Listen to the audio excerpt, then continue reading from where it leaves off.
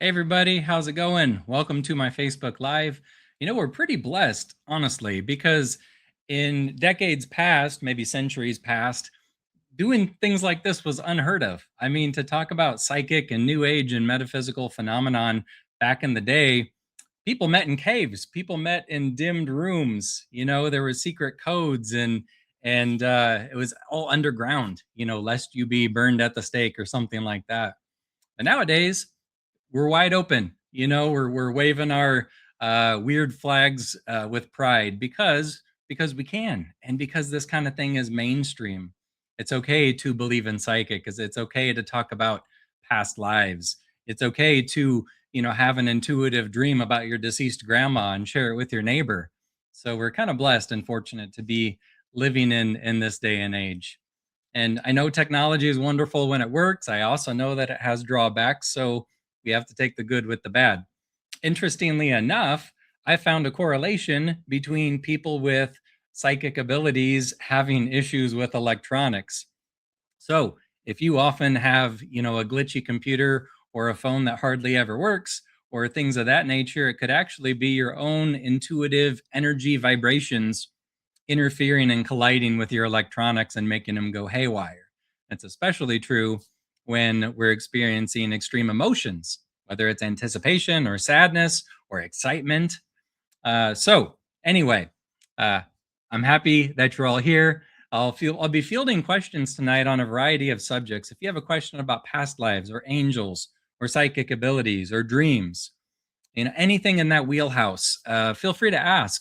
I'm not doing psychic readings. You have to schedule a formal appointment for that, but I am taking general questions. We got hello to Julie Homan, hello to Ann Case and Gina Gray, Kimberly Ann.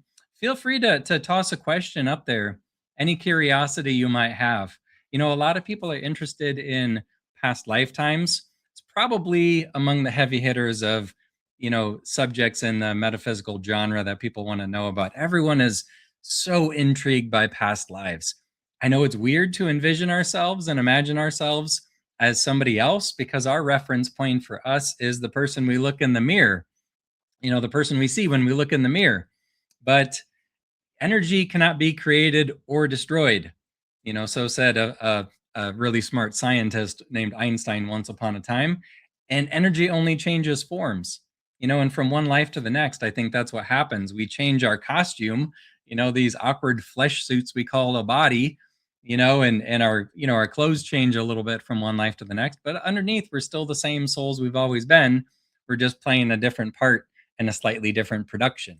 So when you think of past lives and future lives in that respect, it's kind of exciting. It's kind of interesting to imagine who you may have been. And that's one of my specialties that I do in offering psychic readings is past lifetimes. Uh, Kimberly Ann wants to know, what does it mean when you have a very, very vivid dream and remember them all when you wake up? Well, reoccurring dreams tend to reoccur for a reason. So if you have that going on, Kimberly, it could be a case of there's something spiritually or symbolically that you're supposed to take away from that dream. So look for symbolism, look for metaphors. Perhaps it's your spirit guides trying to tell you something or to awaken your soul to a new concept. But again, dreams are very subjective. So, I have one, you have one, everyone has one of these, big, huge coffee table dream interpretation books. They're colorful, they have pretty pictures, but I always think the best person to interpret a dream is the person who has it. So, don't go, necessarily believing everyone else's opinion. Try your best to interpret your own dream, if possible, to see what the universe might be trying to tell you. The vivid ones are also vivid for a reason. It's because there's something your soul is supposed to learn from those visions. So, oftentimes, what happens with extremely vivid dreams is they're more than dreams. They're actually kind of a spiritual rendezvous. It's your soul playing around in the spirit realms where everything is more real than real life. I always say dreams are the playground of the soul. It's where our fears and insecurities live. It's where our hopes and aspirations reside. It's where we unlock hidden abilities. I mean, chime in with a comment if you've ever had a dream where you could do a talent that you can't actually do in real life, whether it's play piano or juggle, or maybe in your dream you were speaking a different language that you never studied before. That can also be an indication that you're tapping into a previous life memory, a time when you did speak Italian or you did speak French. So, yeah, dreams are wonderful. It's one of my favorite topics to talk about, Kimberly. Hello to Cheyenne Pritchett and Kim Moy. We have Rick Gray joining us and Sharon McKenzie. Hello to Kathy Luns Finnegan. It's feel free to also leave a comment where you're tuning in from. We generally have people from all corners of the country, and oftentimes Canada, Australia, parts of England. This is really fun, and I'm glad you're all here. Let's see. Sharon McKenzie said, I dreamed that my son, she had a dream about her son. He looked very real. He's been passed away since 2022. Yeah, dreams of deceased loved ones can be exceptionally vivid because, again, it's more than a dream. It's a spiritual rendezvous where your soul and their soul are meeting up halfway between heaven and earth. And they're extremely rare. So if you've had a dream about a loved one who passed, be sure you treasure that and hold on to it. And it's not too hard because generally we remember those for the rest of our lives because they're just so emotionally charged and so meaningful.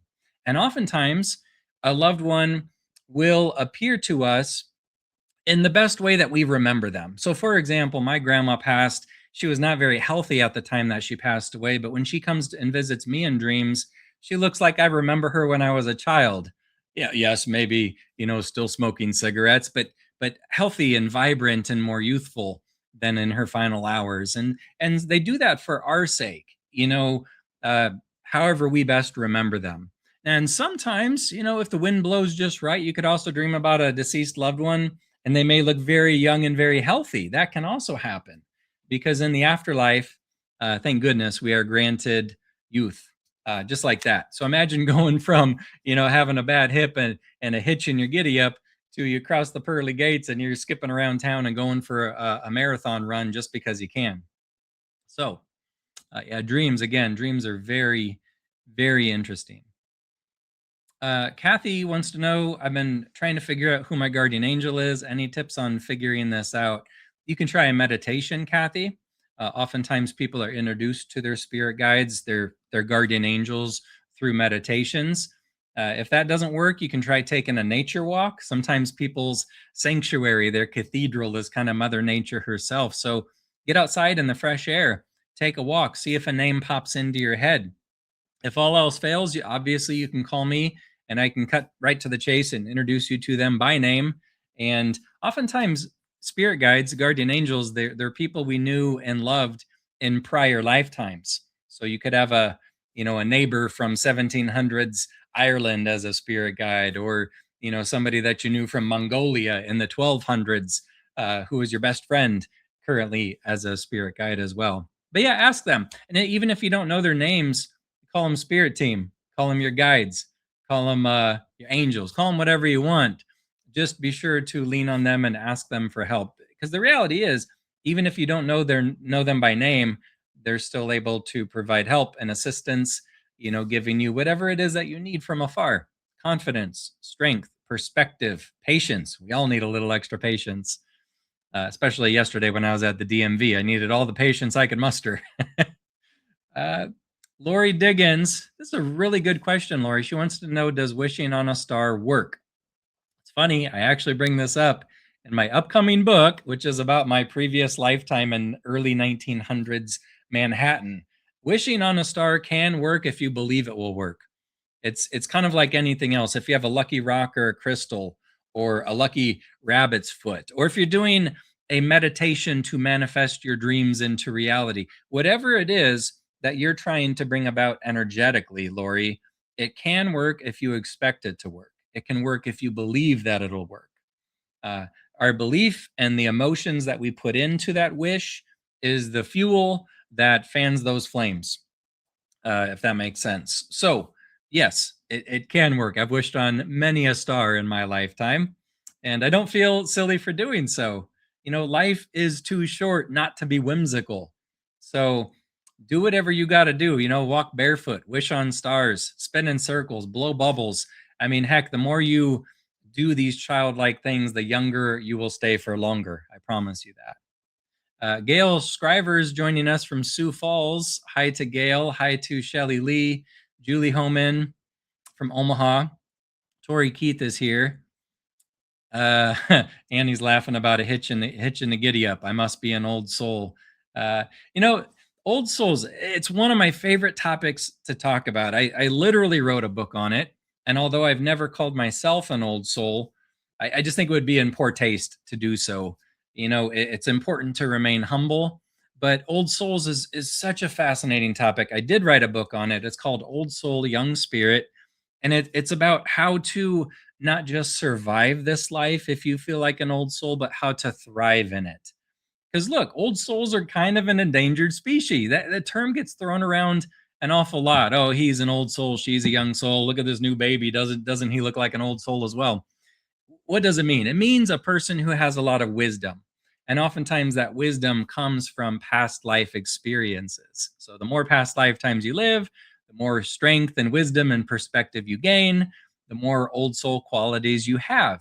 And those are qualities including, but not limited to, things like strength, perspective, maturity. Old souls are usually really mature from a young age. They tend to be really talented at a lot of different things, a wide array of talents and skill sets. They tend to be hopelessly curious. They're interested in everything. They want to learn and know everything. They tend to have empathy to spare.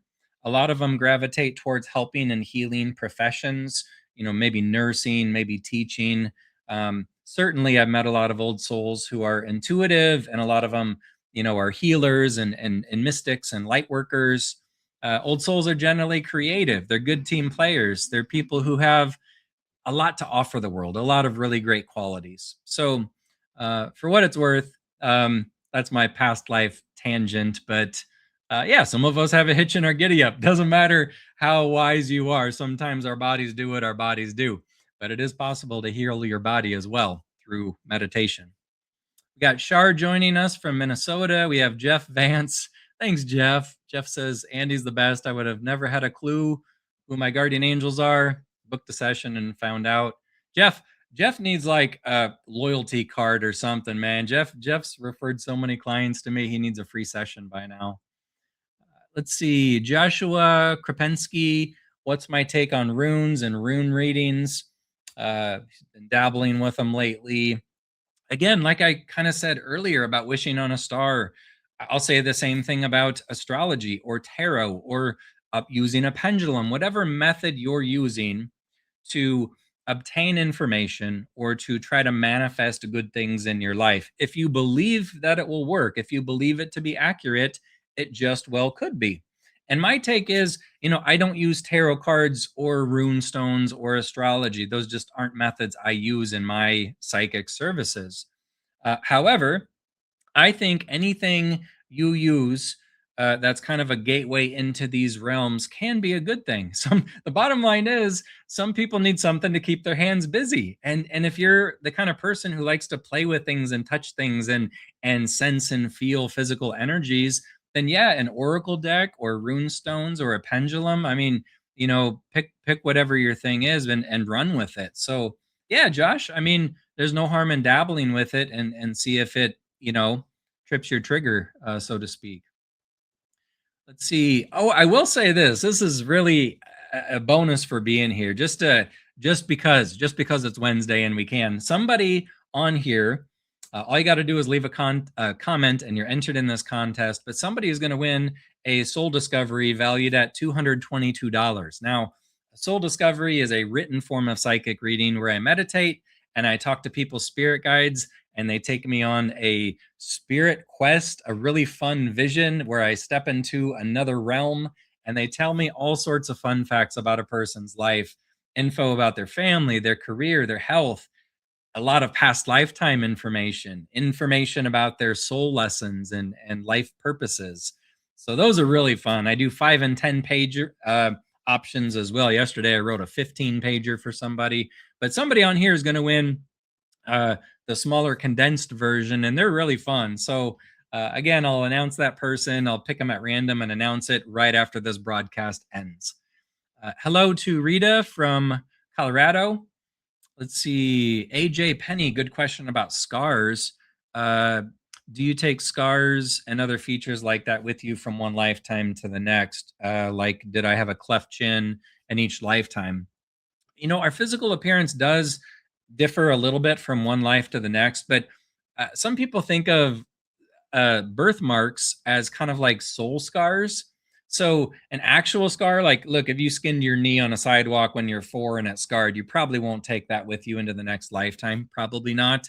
But some people, liken birthmarks to a soul scar. So if you currently have a birthmark, maybe on your belly, hey, it's possible. Maybe, I don't know, maybe you cheated in a hand of poker in the Wild West, and somebody got you when you stood up from the table. uh, if you have a birthmark, on your neck, maybe that's an indication of how you met your demise in the last lifetime. And if that's the case, maybe avoid wearing turtlenecks because it'll make you feel claustrophobic. So yeah, there's a lot of interesting correlations between birthmarks and past lifetimes. So that's extremely interesting. We got Brian tuning in from Charles City, Iowa. We have my sister joining us. Hi, sis. Melissa Ann wants to know. Let's see. Okay, that's a repeat question. Let's see. People from Sioux Falls. We got Kim from Colorado. I'm going to scroll down. There's so many questions coming in. I can't quite get them all. Hello to Alex again from Australia. Let's see. Lori Lang says, are newborns given an angel at birth?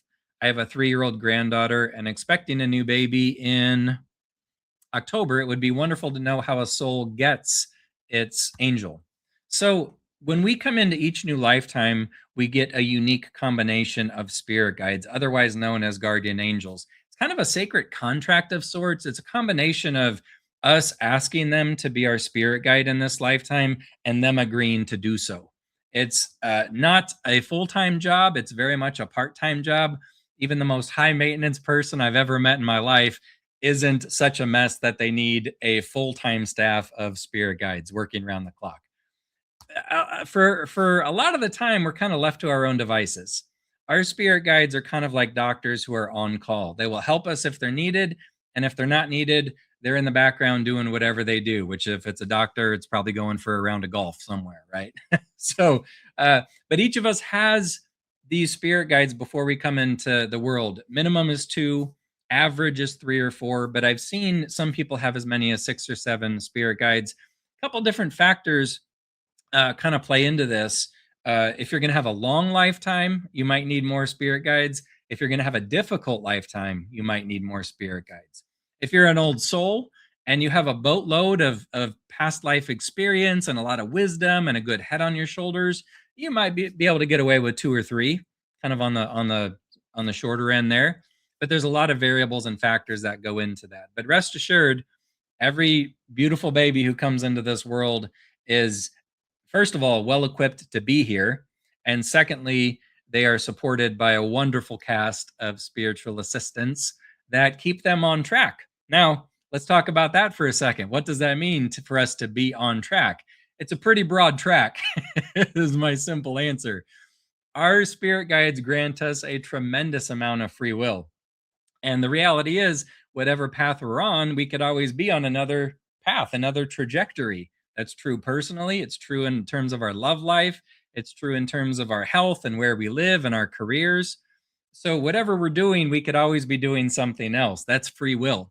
And free will is huge. So, although our spirit guides give us um, all the free will to do what we want and to live the life that we wish, they're trying their best to make sure that our bowling ball of life is barreling down the lane without landing in the gutter, if that makes sense. So they set us up with opportunities to work on our soul lessons, our life purposes. They give us opportunities to express ourselves and to become the version of us that we wish to be at this point in time. And I know for some people, that's reassuring, that all that free will. For other people, it's kind of scary and daunting, like, oh my gosh, I have all this free will. And what do I do? And where do I work? And where do I go? And who do I marry? I view it as a good thing because, it would feel disheartening to me if all of life was scripted and we are just going through the motions. going through the motions as if we were just walking a path that was already laid out. Yes, we have a blueprint of what we wish to experience here. And yes, our spirit guides keep us, relatively going in the right direction. But to a large extent, a lot of what we do in life is improv. We're making it up as we go. And that's especially true for the older souls of the world. So if you feel like an old soul, you're probably pretty good at improv. So you're making up a lot of key elements of your life as it unfolds week to week. But great questions, everybody. This is great. Anne Borchers. So great to see you, Andy. I've had 2 readings from you several years ago. Still reflect on what you told me. Always a gift. Thanks, Anne. I appreciate it. It's funny. I recognize a lot of the names on here, but I do so many readings in a given week. It kind of scrambles my eggs a little bit, and so I can't recall the specifics of any reading that I've ever given, but I do recognize a lot of names on here as past clients. So thanks to all of you for your support, for spreading the word to others, and especially nowadays. I'm staying extremely busy with soul discovery sessions. Again, that's a written form of psychic reading, so it's so much fun. I write soul stories. That's what I do here in my home office. I meditate and I'm taking on these beautiful visions, these journeys with the spirit guides, and the locations are always different, but they teach me things about you, and I write it out into a cohesive story and email it off to you, so it's convenient and it's efficient, and it's so packed full of information, which is why it's helpful to have it in written form so you can read it time and time again. Let's see. Kathy has a question. She wants to know, is there any meaning to kicking my husband 5 times in my sleep after doing a sound bowl session at an event in Sioux Falls? The meaning's probably that he was hogging the bed and he had it coming, Kathy. Let's be honest. The alternative explanation is that your soul was doing something very interesting. Maybe you were tapping into a past lifetime where you were a soccer player and you were just kicking him like he was the ball. A lot of people lately, myself included, last night had some restless sleep. But as we all know, moon phases can affect that. Sometimes, retrograde planets can affect that. The collective energy of the country, of the world, it's a bit wonky right now. And that can affect our sleep patterns, which, does include kicking your husband, but it also includes getting restless sleep or talking in your sleep or doing sleepwalking.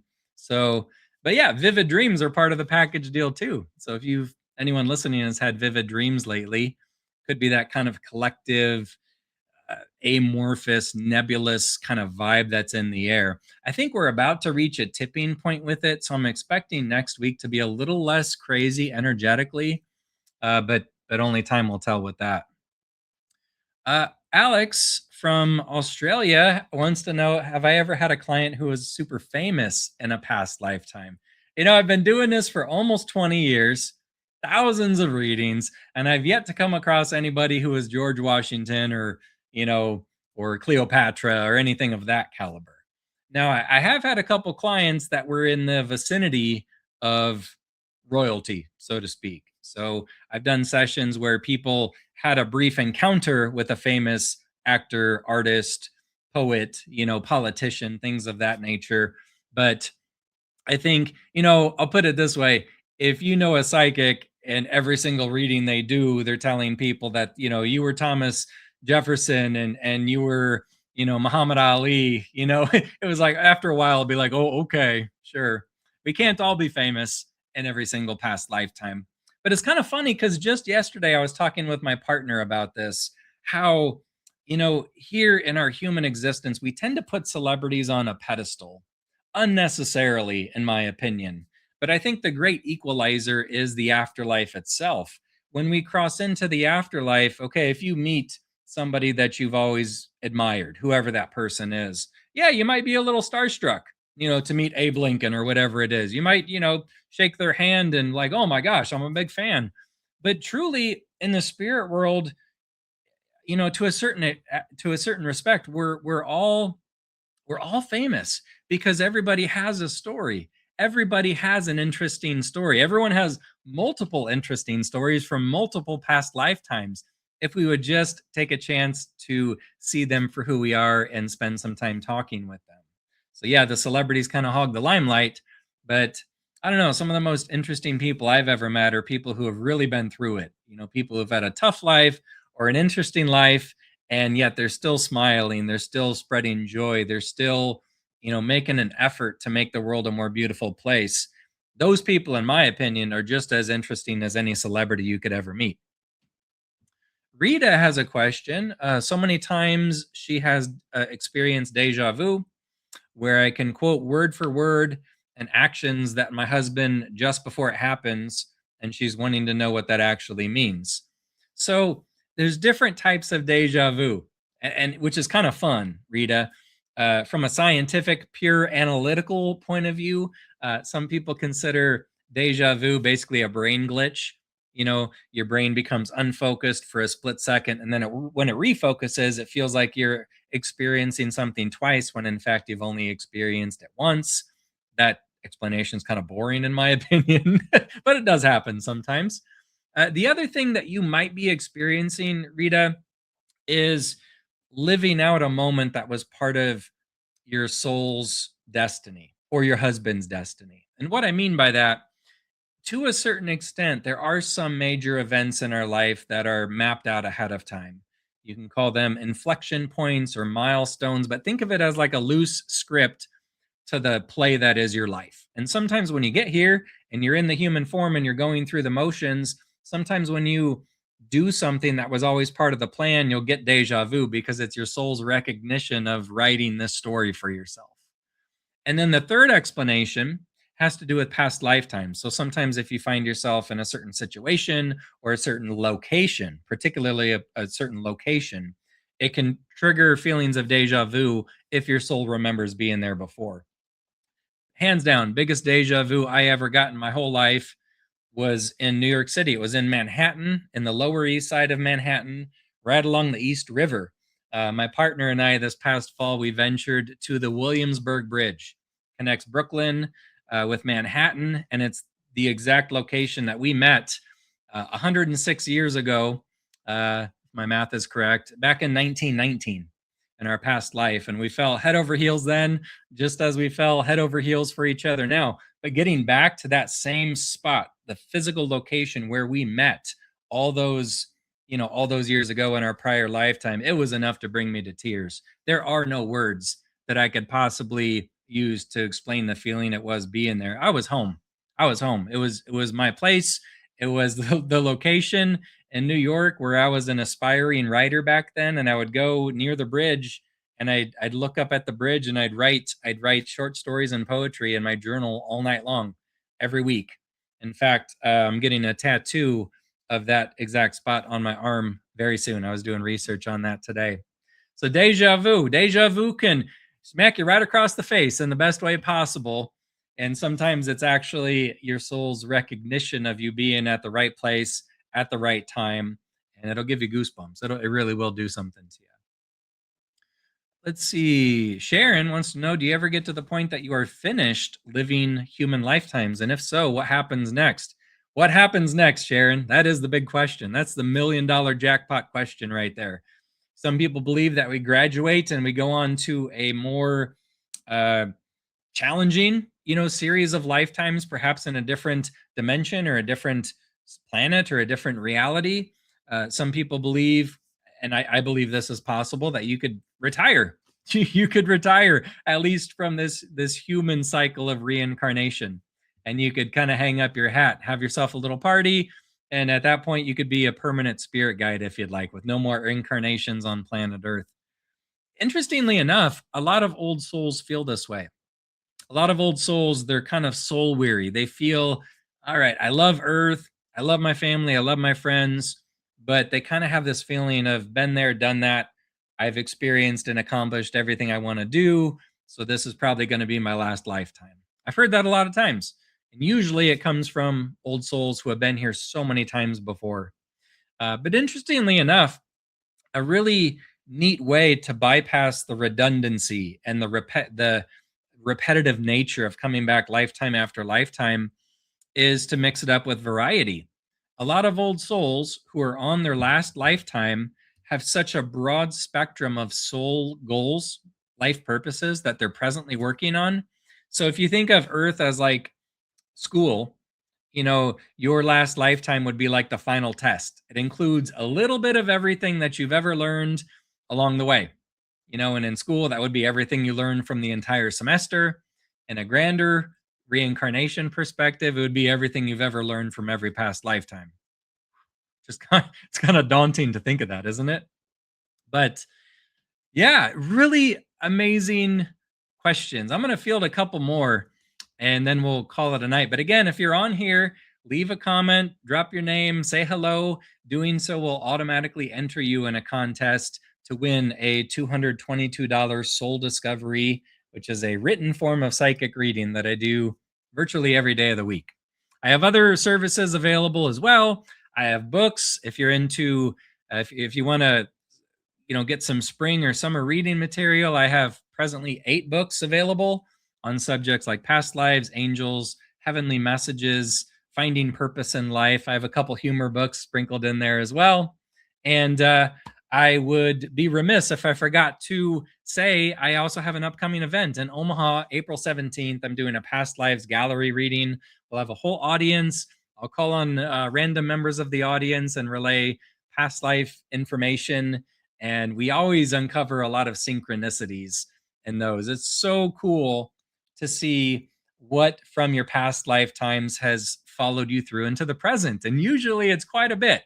Your relationship patterns, your career choices, your talents and hobbies and interests, your fears and phobias, your personality quirks and natural predispositions. A lot of this comes from past lifetimes. And when it pops up in this lifetime and we can pinpoint it, it always makes for an interesting evening. So again, tickets are on sale for that through my website. And if you're tuning in from elsewhere around the country, rest assured I'll be doing some digital past life gallery reading events in the near future. So that'll be fun as well. Okay, a couple more questions. Mendy Wilcox says, twice a week I have heard chattering or talking while deep in thought and all alone. I even called out thinking that my family was home or awake, and she wants to know why this happens sometimes. There's a lot of different reasons. You could be tuning into different frequencies, and on those different frequencies, you might have a wandering ghost who's passing through. It could be your spirit guides. It could be a loved one who's passed away. It could even be your higher self speaking to you through the ethers. Your higher self talking to your human self. And it happens, Mendy, because we live in a world of frequencies. I mean, right now you could hop in your car and tune into different radio stations around town. Those are frequencies.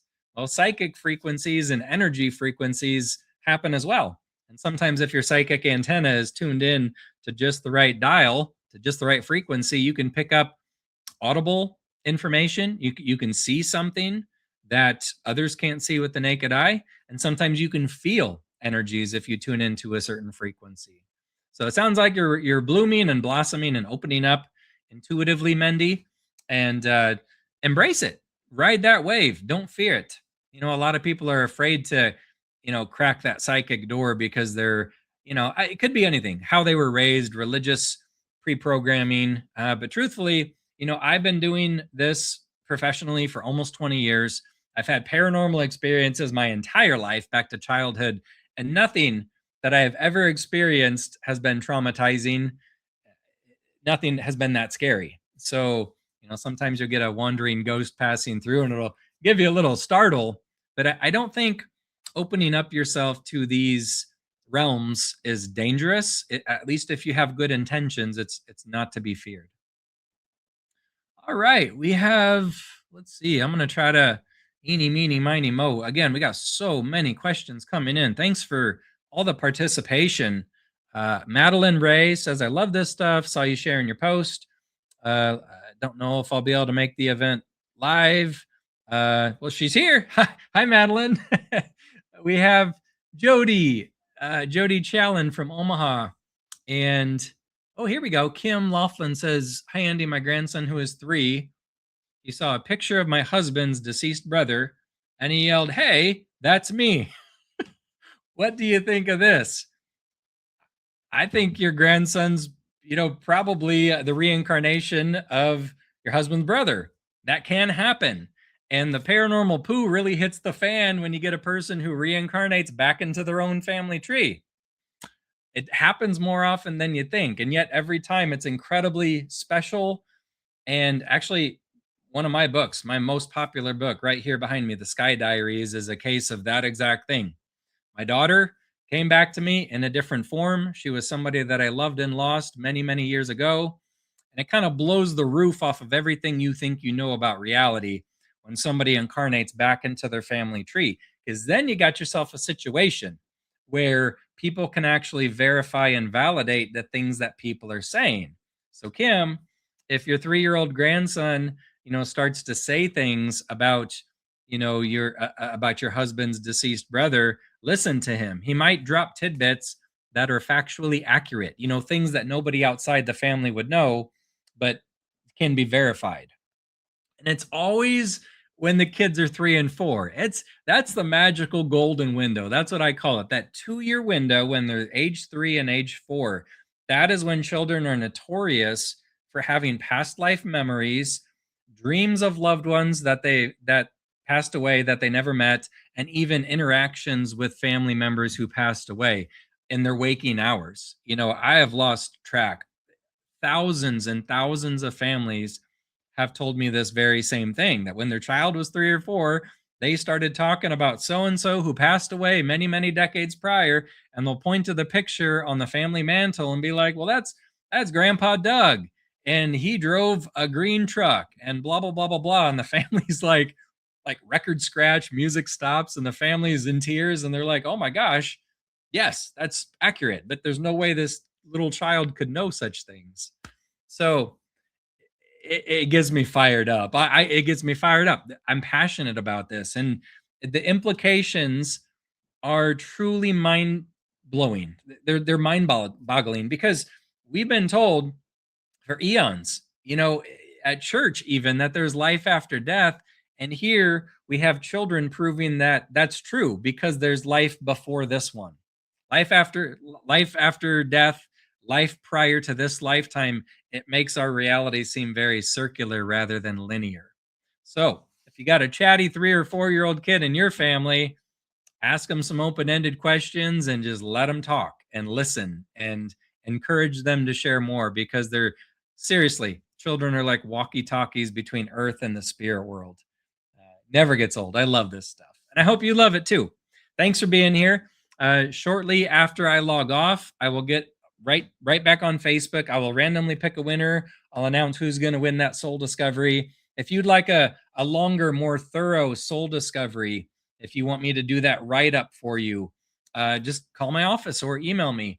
I got 5-page options, 10-page options available. It's a deep dive into who you are on a soul level, your spirit guides, your past lives, your soul lessons, info about your family and your marriage and your career, anything you want, I can write about. And I love doing so because it fuses my two passions of giving psychic information and writing. I can't get enough. So, anyway, thanks for being on here. We'll do another one next week. I wish you all a pleasant night, and take care.